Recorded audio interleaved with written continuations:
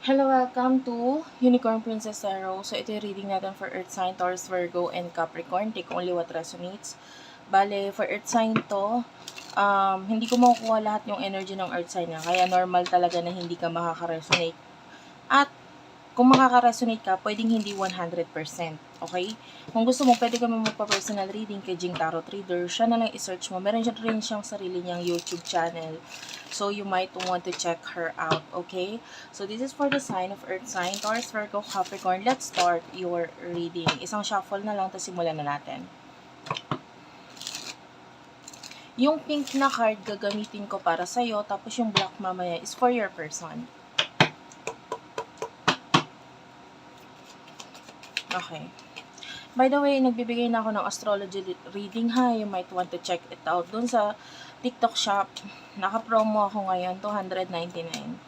Yung Evil Eye Bracelet, may kasama siyang astrological reading. Ang nakalagay doon, compatibility reading eh. Pero kung ayaw mo naman ng compatibility reading, ay pwede naman yung sa sarili mong astrology. Kung ano yung career na bagay sa'yo, or yeah.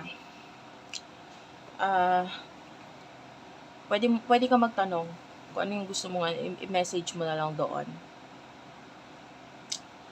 And then you do have your I like you, love, the dragonfly, okay? And at the bottom of the deck, coffin. Kukunin ko na rin yung sa side ng person mo. Sino tong person na kakonect mo? Earth sign.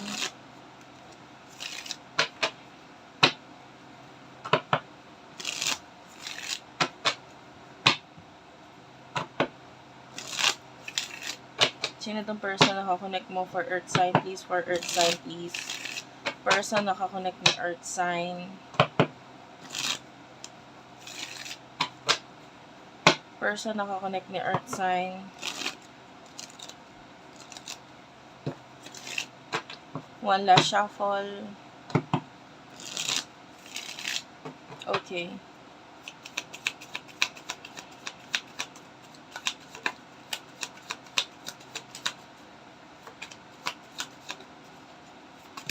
Okay. You do have your not enough. Girl with a snake, and one last card, keys on a ring. And at the bottom of the deck, girl talk. Wait lang guys ha.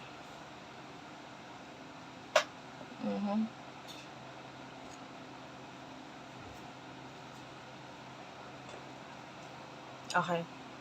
So, nakikita natin dito, you do have your coffin. Wait lang po. Wait lang guys. Naayos ko yung pinaka-stand. Okay. Sorry about that.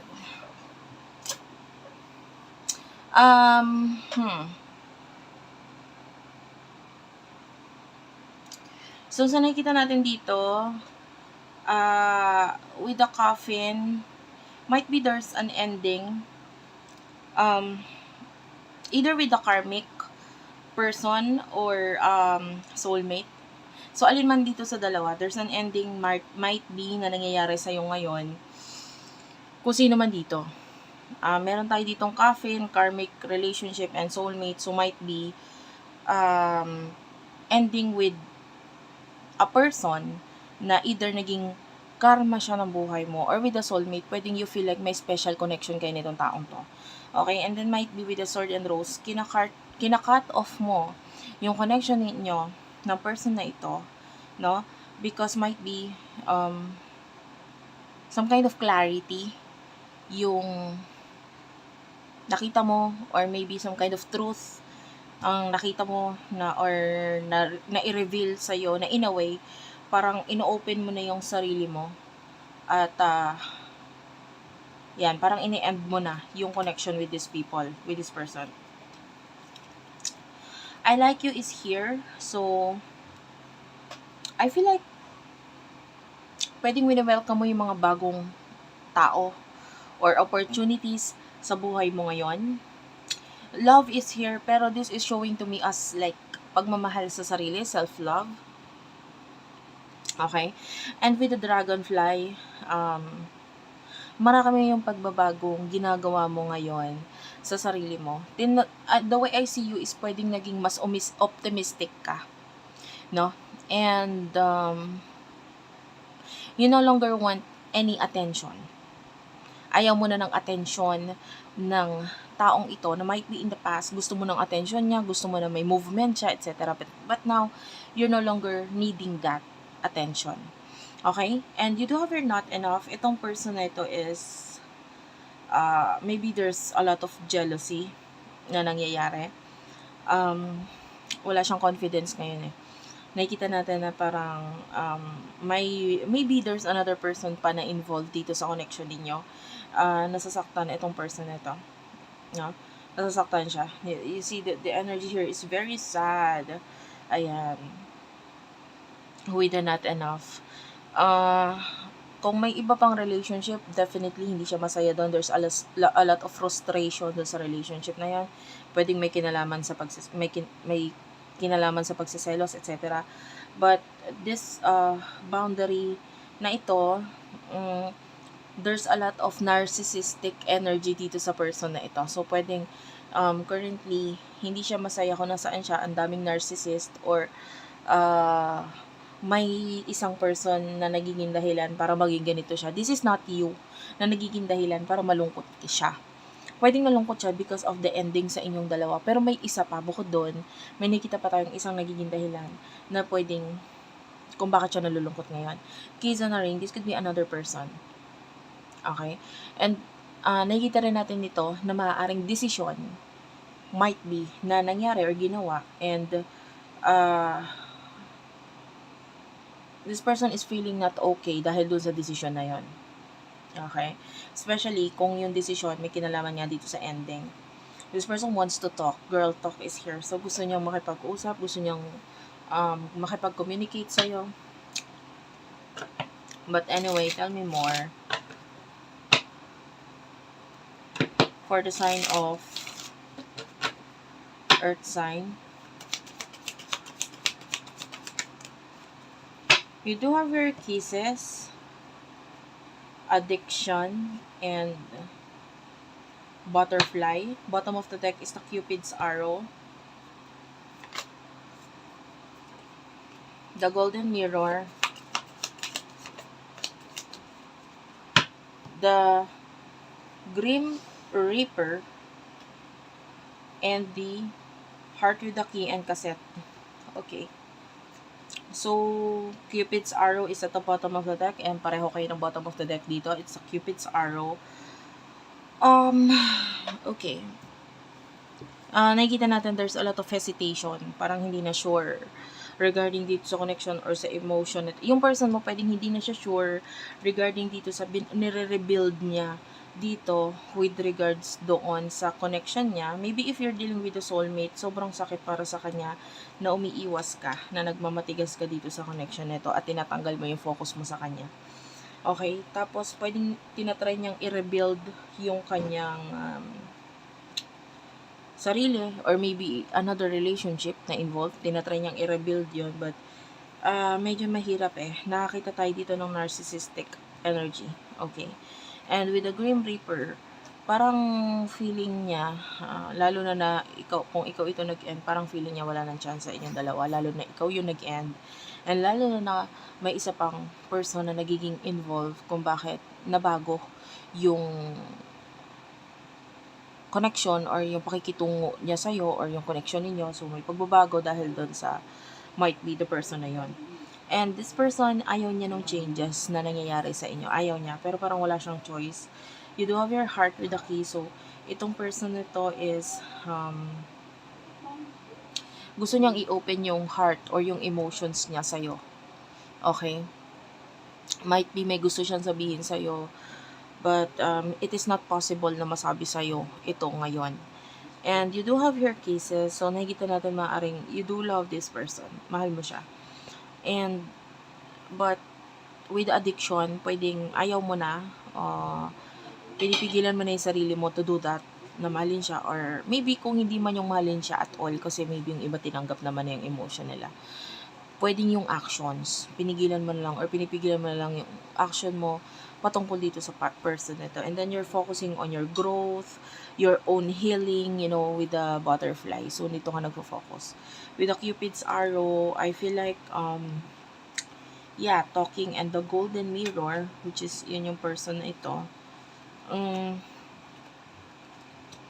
The way I see this, pwedeng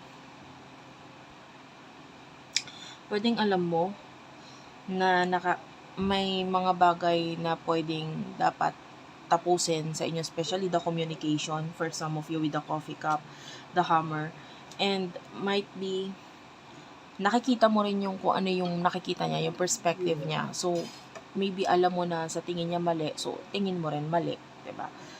And what will happen in the future sa inyong dalawa?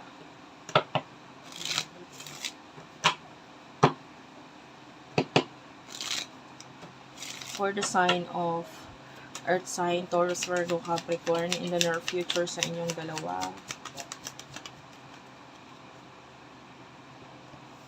You do have your hammer, the wedding rings, talking, and the golden mirror is here.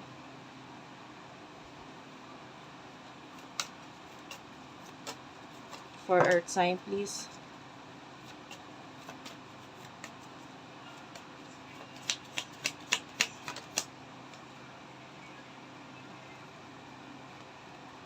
Hindi ko, actually ito, kukunin ko lang siya as additional message.